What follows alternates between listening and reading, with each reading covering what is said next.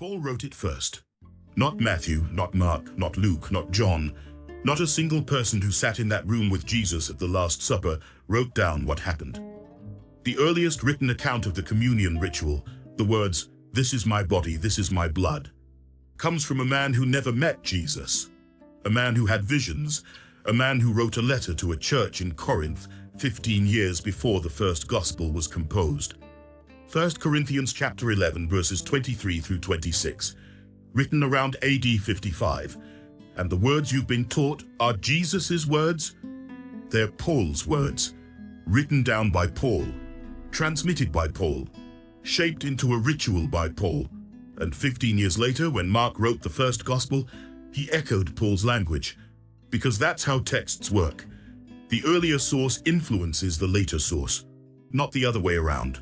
If that troubles you, stay with me, because what I'm about to show you is not hidden. It's in the dates, it's in the chronology, it's in the manuscripts. And once you see it, you can't pretend the Gospels came first. I'm going to walk you through something most people never check: the order in which the New Testament was actually written, not the order it appears in your Bible. Matthew, Mark, Luke, John, then the letters of Paul. That's arrangement by genre and tradition. That's not chronology. Chronologically, Paul's letters come first, not by a few months, by decades. 1 Corinthians was written around AD 55. Scholars date it by cross-referencing Paul's mention of his time in Ephesus with historical records of Roman administration in Asia Minor. It's one of the most securely dated texts in the New Testament. AD 55, 25 years after the crucifixion. The Gospel of Mark, the earliest gospel, was written around AD 70, 15 years after Paul's letter. Most scholars place it shortly after the destruction of the Jerusalem temple, because Mark chapter 13 describes the temple's destruction in language that suggests the event has already occurred. Matthew and Luke both used Mark as a source. They copied large sections of Mark's text verbatim. They expanded it, added birth narratives, genealogies, resurrection appearances. But the core of their Gospels is Mark, and they were written around AD 80 to 90. 25 to 35 years after 1 Corinthians. John's Gospel is the latest, written sometime between AD 90 and 100 by an anonymous author, in a Christian community far removed from the original events, 60 to 70 years after the crucifixion. So when you read the New Testament in the order it was written, the first account of the Last Supper you encounter is not a gospel. It's a letter, written by Paul, a man who never sat at that table, a man who never heard Jesus speak those words. And the question that should be obvious, the question Spinoza asked in 1670, and no theologian has answered honestly since, is this: did the Gospels record what Jesus said, or did they record what Paul said Jesus said? Here is what Paul wrote in 1 Corinthians 11 verses 23 through 26. I'm going to read it in full, because the exact wording matters. "For I received from the Lord what I also passed on to you. The Lord Jesus, on the night he was betrayed, took bread, and when he had given thanks, he broke it and said, 'This is my body, which is for you. Do this in remembrance of me.' In the same way, after supper, he took the cup, saying, 'This cup is the new covenant in my blood. Do this whenever you drink it, in remembrance of me. For whenever you eat this bread and drink this cup, you proclaim the Lord's death until he comes.'" Notice the phrasing. I received from the Lord what I also passed on to you. That language, received and passed on, is rabbinic. It's the formula for transmitting oral tradition. A rabbi receives teaching from his teacher, and he passes it on to his students. The chain of transmission is sacred. You don't alter it, you preserve it exactly as you received it. But Paul says he received it from the Lord, not from Peter, not from James, not from any of the apostles who were actually at the Last Supper. From the Lord, directly, through revelation. Paul is claiming that Jesus, post-resurrection, in a vision, gave him the words of the Last Supper ritual, not as something Paul heard secondhand from people who were there, as something Jesus revealed to him personally. That's not eyewitness testimony, that's visionary experience interpreted as historical event. And the ritual Paul describes, "Do this in remembrance of me," is not a description of what happened at a meal. It's an instruction, a command to repeat the ritual, to perform it in Christian gatherings. Paul is not reporting history, he's establishing liturgy. 15 years later, Mark writes his gospel. And when he reaches the Last Supper, he writes, "While they were eating, Jesus took bread, and when he had given thanks, he broke it and gave it to his disciples, saying, 'Take it, this is my body.' Then he took a cup, and when he had given thanks, he gave it to them, and they all drank from it.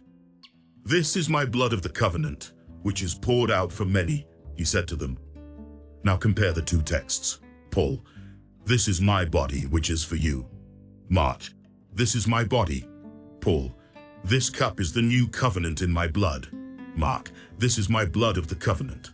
The language is similar, the structure is nearly identical, but Mark is writing 15 years after Paul. Mark has access to Paul's letters. Scholars know this because Mark uses vocabulary and theological concepts that appear in Paul's writings, but nowhere else in the Jewish tradition Jesus came from. The direction of influence is clear. Paul wrote it first. Mark echoed Paul, and Matthew and Luke, writing later, copied Mark and expanded it further. So the question is not, did Jesus say these words at the Last Supper? The question is, did Paul's vision of what Jesus said shape the gospel accounts of what Jesus said? And the answer, based on the dates, based on the manuscript evidence, based on the order in which these texts were composed, is yes. Now let me show you what makes this even more complicated. The Gospel of John. John's Gospel is the latest, written maybe 60 years after the crucifixion. And when you get to the Last Supper in John, something is missing. There is no bread. There is no cup. There is no, "This is my body, this is my blood." None of it. The entire communion ritual is absent from John's account of the Last Supper. Instead, John chapter 13 describes Jesus washing the disciples' feet. He removes his outer garment, wraps a towel around his waist, pours water into a basin, and washes their feet one by one. Then he tells them to do the same for each other. A ritual of service, of humility, no bread, no wine, no body and blood. If the communion ritual was central to what Jesus did at the Last Supper, if "this is my body, this is my blood" were the most important words spoken that night, why does John omit them entirely? Why replace the Eucharist with foot washing? The standard explanation is that John assumed his readers already knew about the communion ritual from the other Gospels, so he focused on a different aspect of the meal. But that explanation only works if you assume John is supplementing the earlier accounts. If you read John as an independent tradition, written by a community that preserved its own memories and theological interpretations, the absence becomes more significant. John's community did not celebrate the Eucharist the way Paul's churches did. They had a different ritual, a different emphasis, and their gospel reflects that. Which means that even within the New Testament, there is no single unified account of what Jesus did at the Last Supper. Paul gives one version, the Synoptic Gospels give another. Based on Paul, John gives a third, with no communion at all. So which one is historical? Which one preserves what actually happened in that room? The answer is, we don't know, because not one of the people who wrote these accounts was there. I want to tell you what a standard Jewish Passover meal looked like in the first century. Because if Jesus shared a Passover meal with his disciples, which the Synoptic Gospels claim he did, then that meal already had a structure. It already had symbolic elements. Bread, wine, blessings. None of it was new. The Passover Seder as we know it today, with the Haggadah, the 4 questions, the elaborate sequence of rituals, developed in the rabbinic period after the destruction of the temple in AD 70. But the basic elements were already present in the first century. Unleavened bread, matzo, symbolizing the bread of affliction that the Israelites ate during their slavery in Egypt and their hurried escape through the wilderness. The blessing over the bread is ancient. "Blessed are you, Lord our God, King of the universe, who brings forth bread from the earth." From the 4 cups of wine representing the 4 expressions of redemption in Exodus chapter 6. Each cup had its own blessing. Each cup was part of the narrative. The 3rd cup, the cup of redemption, was drunk after the meal, and the blessing was, "Blessed are you, Lord our God, King of the universe, who creates the fruit of the vine." Jesus would have known these blessings by heart. He would have recited them at every Passover since childhood. The bread and wine were already symbolic. They were already part of a ritual meal that commemorated liberation from slavery. So when Jesus took bread and said, "This is my body," he was not introducing a new symbol. He was reinterpreting an existing one. And when he took the cup and said, "This is my blood of the covenant," he was layering new meaning onto a ritual that was already 1,000 years old. But here's the problem. In Jewish tradition, drinking blood is forbidden, absolutely forbidden. Leviticus chapter 17, verse 10. "I will set my face against any Israelite or any foreigner residing among them who eats blood, and I will cut them off from the people." The prohibition is not negotiable. It's one of the clearest, oldest laws in the Torah. Wine symbolizes joy, celebration, blessing. It symbolizes the fruit of the vine, the abundance of the land, the covenant between God and his people. But it does not symbolize blood. Ever. To say, "This cup is my blood," and to command people to drink it would have been abhorrent to every Jew at that table. So either Jesus violated one of the most sacred laws of his own tradition in front of his closest followers, or the words attributed to him were shaped later by a theology that emerged outside the Jewish context. Paul's theology. A theology written for Gentile audiences. A theology that did not carry the visceral horror of blood consumption that a Jewish audience would have felt. Let me tell you about Thanksgiving 2008. Or maybe it was 2009, I'm not certain of the year, but I'm certain of everything else. My wife Carol's brother came to visit. Dan, he still is, I assume, a deacon at First Baptist Church in Chattanooga. Good man. Serious about his faith. We'd had conversations before, always cordial, mostly about family things. But that Thanksgiving, after the meal, we ended up in the living room with coffee. Carol was in the kitchen with her sister, and Dan asked me what I'd been reading. I mentioned I'd been going through some of Paul's letters in Greek, trying to understand the chronology of the New Testament. And I said something I probably should have kept to myself. I said, "You know, Paul wrote about communion before any of the Gospels did." Dan set his coffee down. Carefully, he said, "What do you mean?" I said, "1 Corinthians was written around AD 55. Mark wasn't written until 70. So the earliest account of the Last Supper we have is Paul's account, not an eyewitness account." Long silence. Dan looked at me. Then he said very quietly, "Are you saying it's not real?" I said, "I'm saying Paul wrote it down first, and the Gospels came later, and that changes how we read the texts." He didn't raise his voice. He just stood up, said he was going to turn in early, and went upstairs. The next morning he left before breakfast. Said he had to get back to Chattanooga, something had come up. Carol cried after he drove away. She asked me why I couldn't just let it go, why I had to bring it up, And I didn't have a good answer. Because I didn't bring it up to start a fight. I brought it up because it's true. Because the dates are the dates. Because Paul's letter predates the Gospels, and that's not a theory, it's chronology. Dan hasn't spoken to me since, not a word. Not at Christmas, not at family gatherings. Carol tried for a while to mend it, but eventually she stopped. And I don't blame him. I don't even blame her. Because I know what it costs to hear something like that. I know the weight of realizing that what you thought was bedrock is actually sand, but I can't unknow it. And I can't pretend the dates are different than they are. Baruch Spinoza saw this in 1670. He didn't have the manuscript evidence we have today. He didn't have access to the critical editions, the textual apparatus, the scholarly consensus on dating, but he had the intellectual honesty to read the Bible the way you read any other ancient text, in the order it was written, comparing sources, asking which text influenced which, and he concluded that the Gospels were not independent eyewitness accounts. They were later compositions, written by anonymous authors, shaped by theological traditions that developed in the decades after Jesus' death. Traditions that were transmitted orally, edited, expanded, and eventually written down. Paul's letters are primary sources, written by a man who signed his name, who claimed apostolic authority, who founded churches and wrote to them directly. The Gospels are secondary sources, written by anonymous authors decades later for communities that needed narratives to explain their faith. That doesn't make the Gospels worthless, but it does mean they are not journalism. They are theology.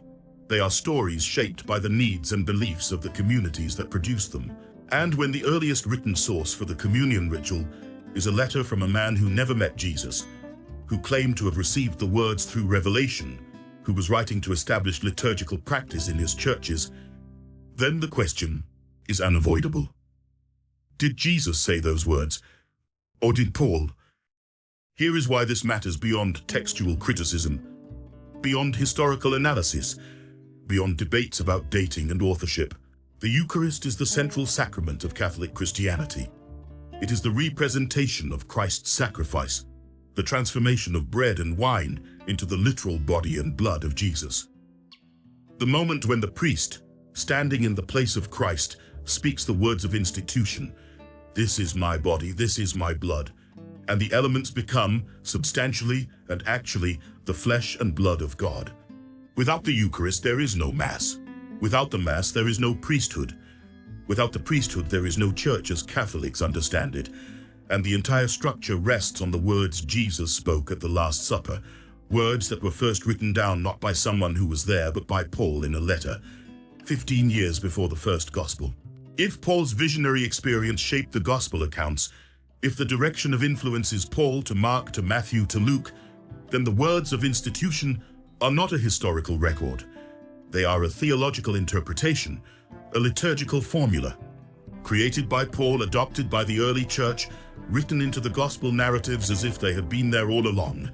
And if that's the case, then the foundation of the Eucharist is not Jesus's teaching, it's Paul's vision. That's not a small shift.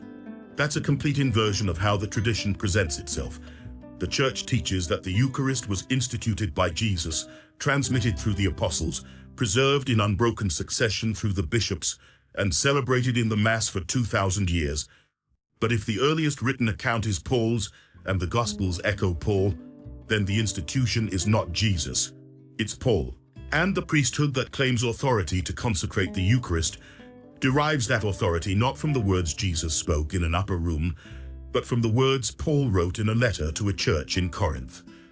"I sat in Mass for 22 years as a deacon, every Sunday, sometimes more than once. I watched the priest elevate the host. I heard the words, 'This is my body.' I knelt. I received. I believed. And I never once asked, where did those words come from? I assumed they came from Jesus. I assumed the Gospels were eyewitness accounts. I assumed the chronology in my Bible reflected the order in which the texts were written.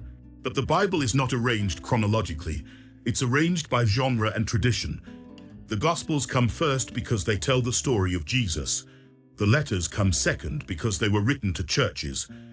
But that arrangement hides the fact that the letters were written first, before any Gospel, before any narrative account of Jesus's life. And when you read the New Testament in the order it was actually written, the first mention of the Last Supper is not in a Gospel. It's in a letter from Paul, who was not there. That changes everything. It changes how we read the Gospels. It changes how we understand the development of Christian ritual. It changes the claim that the Eucharist was instituted by Jesus himself. Because if Paul wrote it first, and the Gospels came later, then the words you hear at Mass every Sunday are not a direct quotation from Jesus. They are Paul's account of a revelation he received. And the Gospel writers, writing 15 to 40 years after Paul, used his account as their source. That's not conspiracy. That's textual history. Normal, messy, human textual history. The Gospel of Mark was written around AD 70, 15 years after 1 Corinthians. And when you read Mark's Last Supper account, chapter 14, verses 22 through 25, it's shorter than Paul's, less detailed. No command to do this in remembrance of me, just the words over the bread and the cup. Matthew, writing 10 years after Mark, copies Mark almost word for word but adds small clarifications. Luke does the same, but his version is closer to Paul's, including the command to repeat the ritual. The progression is visible. Paul establishes the liturgy in a letter, Mark narrativizes it in a gospel, Matthew and Luke expand it, and John replaces it with foot washing. 4 different accounts, 4 different emphases, and the earliest is not from someone who was there. Spinoza's method is simple. Read the texts in the order they were written. Compare them. Note where they agree and where they differ. Ask which text influenced which, and follow the evidence wherever it leads. The evidence leads to Paul. Not to an eyewitness, not to someone who sat at that table, to a man who had visions, who claimed to receive revelation directly from the risen Christ, who wrote letters to churches establishing rituals and doctrines that would shape Christianity more than the teachings of Jesus himself. Paul didn't invent Christianity, but he shaped it. He gave it structure, he gave it theology, he gave it rituals. And 15 years later, when the gospel writers sat down to compose narratives of Jesus' life, they didn't just record what they remembered, they incorporated what Paul had written. That's how texts work. The earlier source influences the later source, and when the earlier source is a letter from a visionary apostle, and the later sources are anonymous gospels written decades after the events they describe, the claim that we have direct access to Jesus' words becomes harder to defend. I want to close with something simple, something you can check tonight. Open your Bible, turn to 1 Corinthians chapter 11. Read verses 23 through 26, the earliest written account of the Last Supper.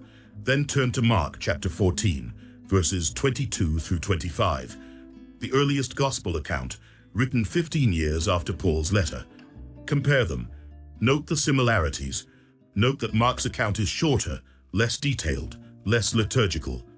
Then ask yourself, which one came first, and which one influenced the other? The dates are not hidden.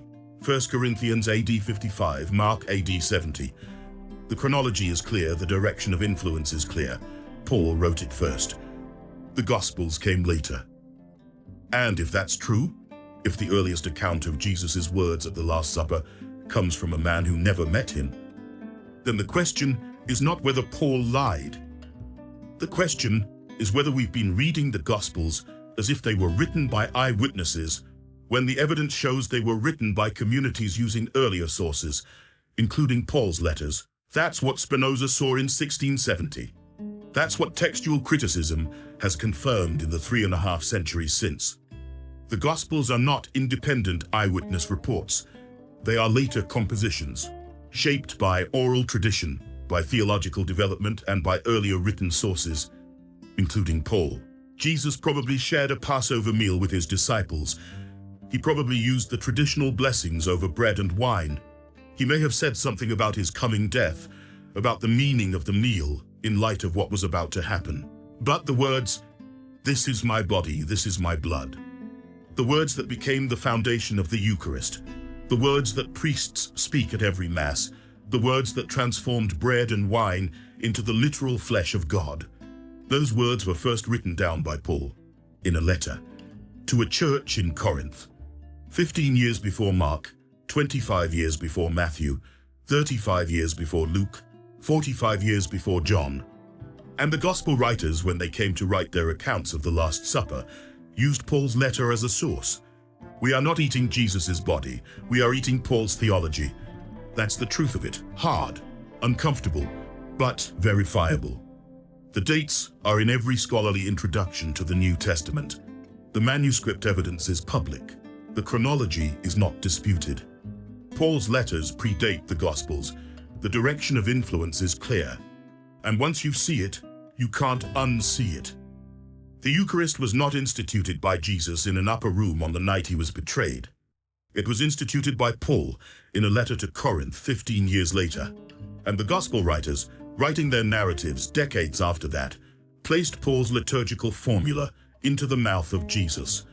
That's how tradition works, that's how texts work, that's how theology becomes history. And that's what the church does not tell you when it elevates the host and says, "This is my body." It's not Jesus' body, it's Paul's words. If you made it this far, write truth in the comments. Because this is one of those things that changes how you read every verse, and I need to know I'm not alone in seeing it.